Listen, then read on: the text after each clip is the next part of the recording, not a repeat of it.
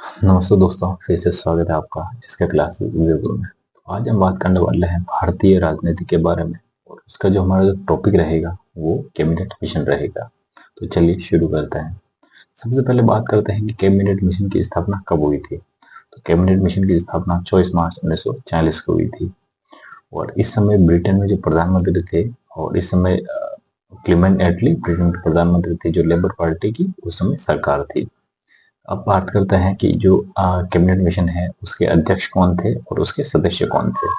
तो cabinet mission में 3 सदस्य थे, अध्यक्ष सहित। जैसे अध्यक्ष जो थे इनके वो पैथिक लॉरेंस थे और इसके जो सदस्य सदस्य थे वो स्टेफर्ड क्रिप्स और एवी अलेक्जेंडर थे।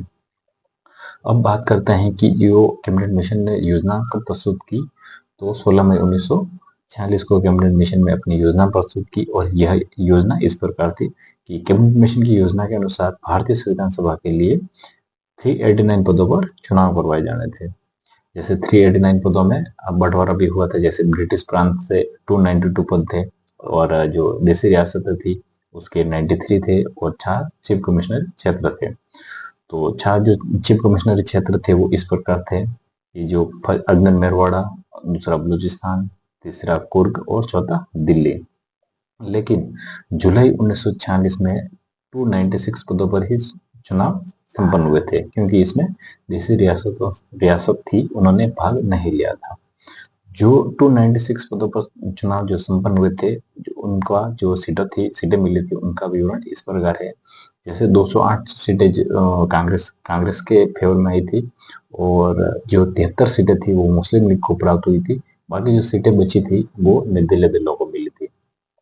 अल्पमत देखकर मुस्लिम लीग ने इसका विरोध भी किया था और 24 अगस्त 1946 को उन्होंने प्रत्यक्ष सिद्धि कार्रवाई दिवस भी मनाया गया। लेकिन 24 अगस्त 1946 को पंडित जवाहरलाल नेहरू के नेतृत्व में अंतरिम सरकार की घोषणा की जाती है। 2 सितंबर 1946 को इस अंतरिम सरकार को पारित कर दिया जाता है। लेकिन इस समय भी मुस्लिम लीग इसमें शामिल नहीं होती है। फिर अक्टूबर 1946 को मुस्लिम लीग को अंतिम सरकार में शामिल किया जाता है। तो चलिए अपनी क्लास यहीं पे समाप्त करते हैं। आशा करता हूँ आपको क्लास अच्छी लगी होगी और अच्छी लगी हो तो चैनल को सब्सक्राइब, शेयर और लाइक जरूर करना। धन्यवाद।